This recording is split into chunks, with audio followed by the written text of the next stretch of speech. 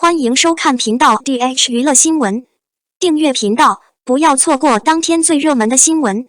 我们今天的时事通讯涵盖以下内容：杨紫痴迷于旧人体模型的戏剧化，她被仔细审查，认为这种改善是片面的，并且不知道如何改变。事实上，她有变革的基础。杨紫是看很多人长大的，部分小伙伴开玩笑说她是看《家有儿女》长大的。它往往被认为是杨紫坚实的群众基础的方式。2019年，杨紫凭借《亲爱的亲爱的》有效地取得了成功，进入了著名的90花阵营，弥补了90花数量不足的耻辱。在这个阶段，杨紫沉迷于过时的人体模型表演，被指责不知道如何改变。成名之后，杨紫知道这是来之不易的，所以她才真正专注于跟上无处不在的步伐。作为艺人，拍什么有名的东西是很正常的。旧人体模型表演通常是一块肥肉，杨紫帮了大忙。比如香蜜沉沉如冰，就让杨紫的职业迅速成长。从此以后，肉眼看来，杨紫其实是以古装神仙为中心，拍过《沉香》《绿发家常相思》等。《沉香》就像废柴正在直播中，强度的影响力不可否认，让杨紫成为了合奏市场的甜头，成为了大尺度装秀冠军的主要竞争者。然而，久而久之，全世界开始有了杨紫的频道，感觉她30岁了还不知道怎么变。其实她是从杨幂那里的来的，继续拍穿搭剧。按照这些思路，这绝不是一个冗长的安排。艺人其实需要去强队，这将更加漫长。因此，网友们多半觉得杨紫年纪大了，根本不知道如何有效改变，还痴迷于合奏剧。和那个时期的迪丽热巴一起开始拍摄标准节目，比如《传讯世界级》。杨紫没有通过任何方式交流，也不知道她在想什么。事实上，细究杨紫对变化的熟悉程度接近于零是不合适的。她自己应该知道，因为别人有改变的基础，而且需要几分钟的时间来改变。杨紫在早年名气不大的时候就开始变了，拍了一些一般标准的节目。鉴于她与年轻明星的关系，杨紫受到了明显的限制，她的职业陷入了困境。打破下雪频道和大众女孩频道，在没有专业金融机构准备的情况下，杨紫开始接标准剧集，并承担了一些额外的煽动性部分，而不是经常考虑她的荧幕形象。显然，谈话的选择不是她可以选择的地方。秧歌的展览很棒，无论如何也没有象征的麻烦。天地间的状态展现了人的性格，可以说是杨紫演技的巅峰。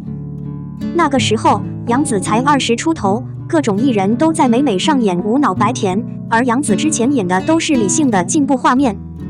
同样在《搏击长沙》中，杨紫扮演前线育儿，与霍建华组织了一场战区恋爱。里面的杨紫朴实无华，展演已经超越了自己的年龄，演技也同样出色。杨紫当年就发现，没有艺人愿意承担这样的角色，而这正是她打开这扇门的机会。从此以后，杨紫不管是怎样的年轻形象，都在闺剧中扮演了一个鞭炮的小女孩，在婚事中帮助了乔振宇。里面有不同的婚后妈妈和妈妈的情节，让杨紫遇到了混血儿的婚姻，对待自己的演技。总而言之，就是杨紫过去的变化洞察力，是大多数著名艺人都没有经历过的。这对杨紫来说是一种丰富，是一种谁也无法去除的难以捉摸的资源。现在看一看，这就是杨紫从今往后变化的原因。推导经验不是因为不好解释，而是事先安排好的。不管现在有没有变化，以后的变化都不是问题，只是回到过去的经验而已。归根结底，杨紫换起来比较简单，再换一次就完全没问题了。杨紫没有改变这种心态，也是情有可原。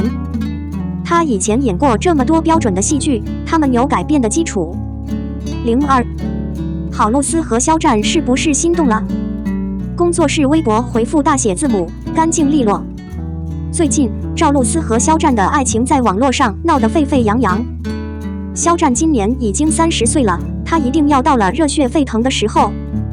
赵露思今年24岁，万一他真的和肖战在一起，他们在年龄上会是一个不错的匹配。但问题的现实并非总是如此。赵露思工作室微博今日9月16日发布：不造谣，不认同谣言，不造谣。虽然有最简单的9个字，但它提供了覆盖整体的影响，这就是应该陈述的整体已经陈述，并且有一定的警告。9个字符下的图像是一个简单的大假字符。此处使用紫色短语 fake 的目的是提醒，如果您散布或散布谣言，您可以付出一定的代价。总之，工作室辟谣的一句假，可以说是干净利落。事实上，网友们还是很喜欢赵露思这个游乐界的新巨星。这一点，从网友们的评论中或许就能看出来。有很多可比的言论，放过赵露思吧。工作室已经澄清了，赵露思是单身，我说过很多次了，不要直接保护她。我们只是有一个要求，保护赵露思，主动告黑有那么难吗？问号，对不起，保护这个小女孩，我对她很有建设性。这样一来，赵露思的认可，尤其是因为目标市场的喜爱，当然也离不开颜值和颜值。其实赵露思和肖战的交集并不多，凭什么一个人强行拉着2人合体说话？在作者的影响下，2人曾在我时志在皇帝陛下集体劳动，肖战演北唐漠然，赵露思演罗菲菲。据网络传闻，肖战和赵露思将在历史神剧《风来奇》中第2次合作，当然，这只是当下的传奇。我惊叹赵露思和肖战的恋情是什么？03，因为恐怖搭档李易峰，金晨便深受牵连，被动退出金鹰奖评选活动。今年的金鹰奖已经开始了目标市场的投票环节，所有的超链接都在有条不紊地进行着。假装李易峰的 PC 事件对金鹰奖的评选产生了影响，影响来自于几个方面：一是李易峰主演的《秘密与伟大》入围优秀电视剧集和优秀导演；其次，李易峰入围优秀演员。盛会的主办方现在也没有再停下脚步，毫不拖延地把该剧和李易峰从名单上淘汰，现在也不再坚持晋级决赛。李易峰退市是可以理解的。有些人对电视剧《秘密与伟大》感到遗憾，毕竟里面没有最简单的李易峰，还有很多不同的东西。毫不拖延地推迟比赛可能是无情的，但也可以理解，这样可以树立公信力，主办方远离不良舆论的发酵。就这样，剧中的女主金晨也受到了影响。在李易峰事件之前，剧集《秘密与伟大》改为普遍入围，男女主角也普遍入围。作为女主角，金晨转入了大女演员的选择。起初，在第2轮投票中，金晨的叫牌变成了仍然挂牌。结果，李易峰 PC 事件在此期间一直发生，导致戏内撤档，没有类似的入围名单。显然，金晨现在可能已经没有作品的加持了，她现在可能已经无法在选择范围内保持合作，变成了被无情淘汰出候选人名单。目前2级选票中没有金晨，她的独特角色被江疏影等人塞进了背后，金晨的入围选拔之旅就此告一段落。这个收尾与金晨本人无关，责任完全在李易峰身上。正是他的道德问题，使这部剧成为一部可怕的作品和一部并不总是在主流范围内的有缺陷的产品。金晨变成了被春春牵连的人，这件事上他已经没有什么该做的了。简而言之，金晨的运势并不总是那么好，很难有一部现象级题材的影视剧获得一定的认可，并获得主流奖项的选择。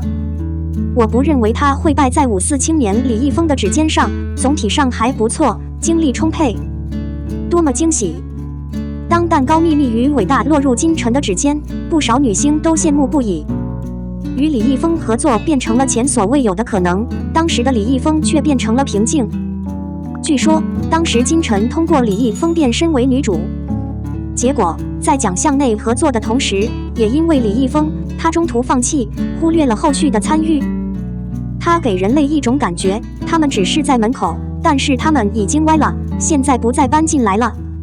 要知道，金晨几乎从来没有入围过主流电视剧奖，这一次他是史无前例的。尽管如此，他仍然通过现象阶段的主题电视集入围。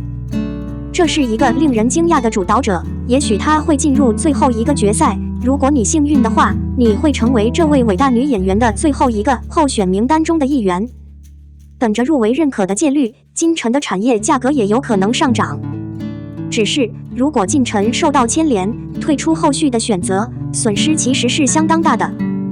只是不能等到金鹰颁奖典礼，和他一点关系都没有。